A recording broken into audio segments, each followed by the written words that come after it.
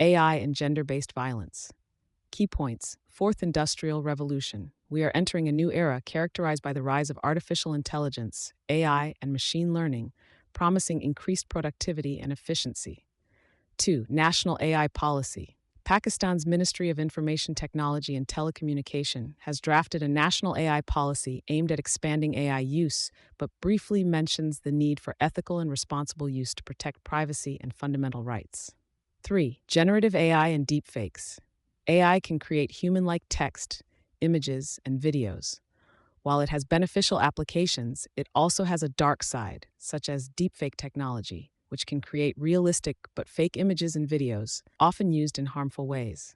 4. Gender-based cyberviolence. Women are disproportionately affected by cyber violence, including cyberstalking, deepfakes, and other forms of online harassment. This is a global issue, with women being more vulnerable in cyberspace. 5. Regulation and ethical use of AI. There are global efforts, like the EU Artificial Intelligence Act and UNESCO's recommendations, focusing on human rights and ethical AI use. Pakistan's AI policy also acknowledges the risks and suggests regulation, but current mechanisms are ineffective. 6. Challenges in cybercrime enforcement. The cybercrime wing of Pakistan's FIA has been ineffective in handling technology-facilitated gender-based violence, TFGBV, and other cybercrimes, highlighting a need for more competent regulation and enforcement. Summary. The article discusses how we are moving into a new era due to the growth of AI, which has great potential, but also serious risks, especially for women who face increased cyber violence like deepfakes and harassment. While Pakistan has a draft policy to promote AI use, there are concerns about privacy and rights. Current efforts to regulate and control harmful uses of AI in Pakistan are insufficient, and there is a need for stronger laws and better enforcement to protect people from abuses like deepfake technology and other forms of online harassment. The article calls for responsible use of AI and better protection of human rights. Infrastructure blues. Key points. Traffic congestion around schools. Lahore, like many other major cities in Pakistan, faces severe traffic congestion, primarily due to the synchronized start and end times of schools.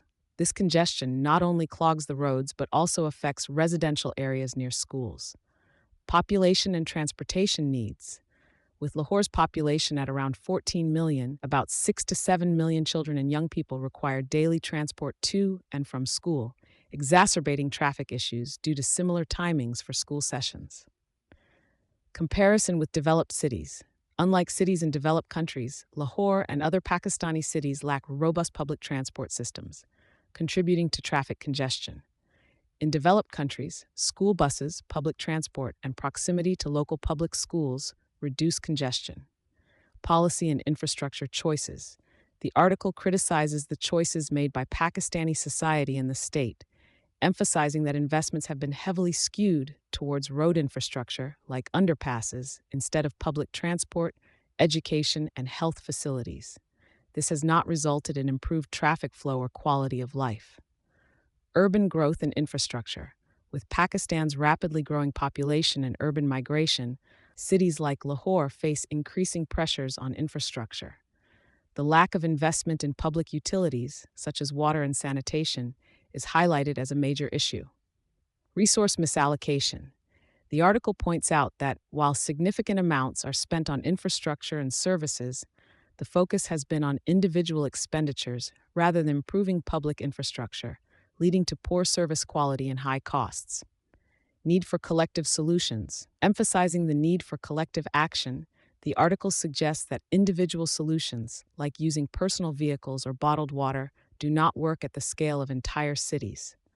A more systemic approach is needed to improve urban living conditions. Summary in simple words. The article discusses the severe traffic problems in Lahore and other major cities in Pakistan, especially around schools. This congestion is due to the lack of an effective public transport system and the clustering of school start and end times. Unlike cities in developed countries that use public transport and have nearby public schools, Pakistani cities have made different choices, focusing more on road infrastructure rather than public services like transport, education, and healthcare. As a result, cities are becoming overcrowded and polluted, with poor living conditions. The article suggests that instead of continuing with the same ineffective policies, there should be more investment in public infrastructure to improve the quality of life for everyone. This includes better public transportation, local schools, and utilities like water and sanitation. The emphasis is on the need for collective solutions rather than individual actions that contribute to more Islamic environmentalism. Key points. Climate change crisis in Pakistan. Pakistan is ranked 5th in the Global Climate Risk Index and is highly vulnerable to extreme temperatures and climate-related disasters. The 2022 floods, which affected 33 million people and caused over $15 billion in economic losses, highlight the severity of the threat. Islamic environmentalism as a solution. Islamic teachings can be used to encourage environmental conservation in Pakistan. This approach, known as Islamic environmentalism, draws on principles from the Quran and Sunnah that emphasize the interconnectedness of all creation and humanity's duty to protect the environment. Supreme Court's reference to Islamic environmentalism. In a recent judgment, the Supreme Court of Pakistan cited Islamic environmental principles to address air pollution caused by stone crushers in Khyber Pakhtunkhwa. The court highlighted 6 principles: Tawheed, unity of all creation by Allah; stewardship, human responsibility to manage natural resources as Allah's deputies, Khalifa; balance, maintaining the natural balance, mizan of the earth; avoiding waste, encouraging moderation and avoiding wastefulness; justice, recognizing that climate change disproportionately affects the poor; HEMA, conservation of natural resources and biodiversity. Global examples of Islamic environmentalism. Zanzibar, the Islamic Foundation for Ecology and Environmental Sciences, successfully reduced dynamite fishing by educating fishermen on the interconnectedness of all creation. African Muslim Environment Network uses zakat and charitable funds to promote environmental education and sustainable practices. Malaysia, over 400 mosques have collaborated to prevent poaching and conserve turtles. Islamic Declaration on Global Climate Change, launched in 2015, it educates Muslims worldwide on the moral duty to counter climate change. Recommendations for Pakistan. The government should leverage Islamic teachings to promote environmental conservation as a religious duty. This approach could be more effective in Pakistan due to the country's deep religious roots. A collaborative effort involving academic experts, religious scholars, and socio-political leaders is necessary to combat environmental degradation. Summary in simple words: Pakistan is facing a severe climate crisis, ranked 5th globally for climate risks. Events like the devastating 2022 floods demonstrate the country's vulnerability. To combat environmental issues, the article suggests using Islamic teachings, which emphasize the protection of the environment as a duty. This approach, known as Islamic environmentalism, is already being used successfully in other countries. The Supreme Court of Pakistan has highlighted Islamic principles like the unity of creation, stewardship of natural resources, balance, avoiding waste, justice, and conservation in its recent rulings on environmental cases. By promoting these principles, Pakistan can encourage credit rating upgrade. Key points. Moody's rating upgrade. Moody's has upgraded Pakistan's long-term sovereign credit rating from CA3 to CA2, improving the outlook for the country's economy from stable to positive. This upgrade follows a similar announcement by Fitch, indicating an improvement in Pakistan's macroeconomic conditions, particularly in terms of liquidity and external position. Current rating status. Despite the upgrade, Pakistan's new credit rating remains within Moody's speculative grade band. This reflects the country's very weak debt affordability and high debt sustainability risk. Although the risk of default has decreased, interest payments will continue to consume a significant portion of government revenues over the next 2 to 3 years. Impact on investment and markets.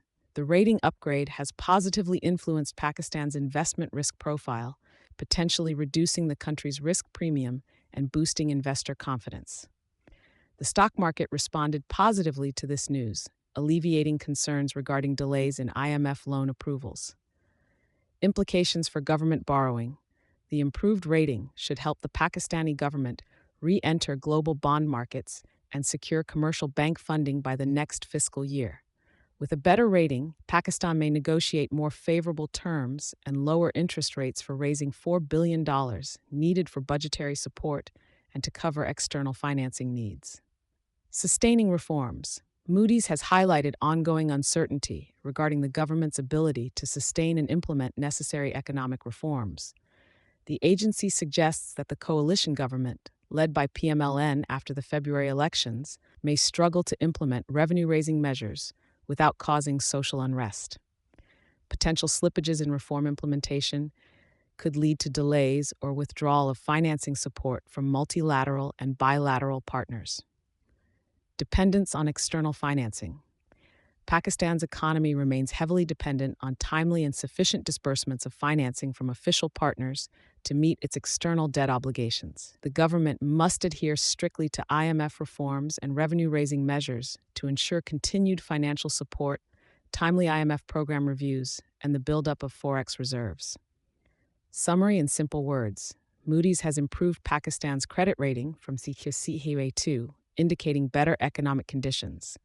However, the rating is still considered speculative, showing that the country has weak debt management and high risk. The upgrade has boosted investor confidence and the stock market, helping Pakistan secure better terms for borrowing money in the future.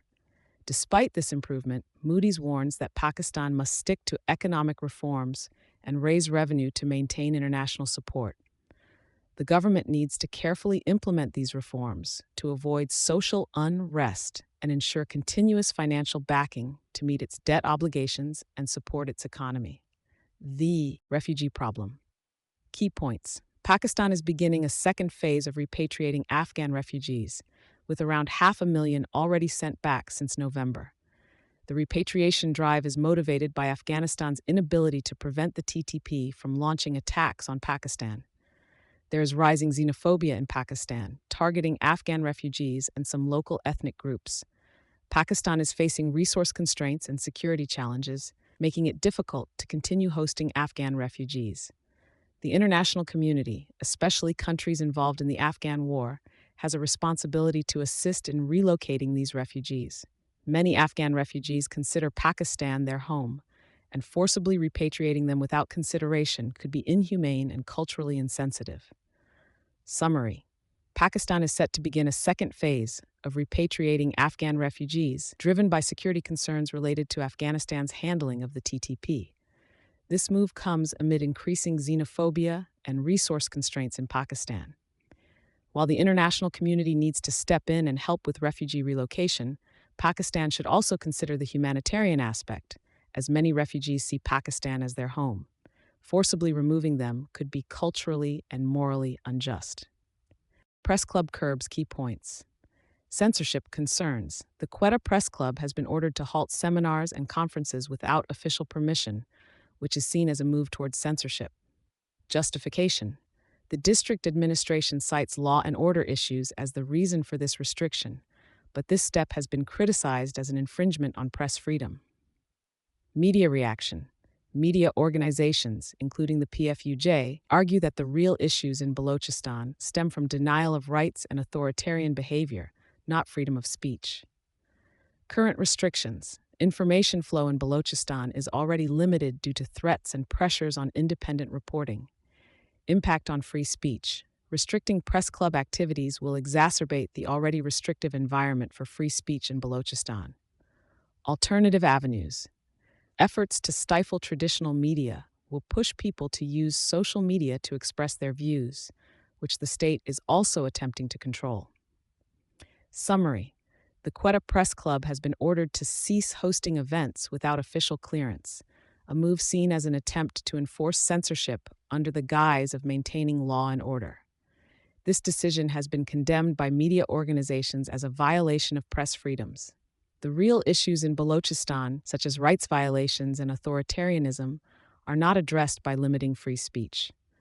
Restricting press activities only worsens the environment for free expression, pushing people towards social media, which the state is also trying to control.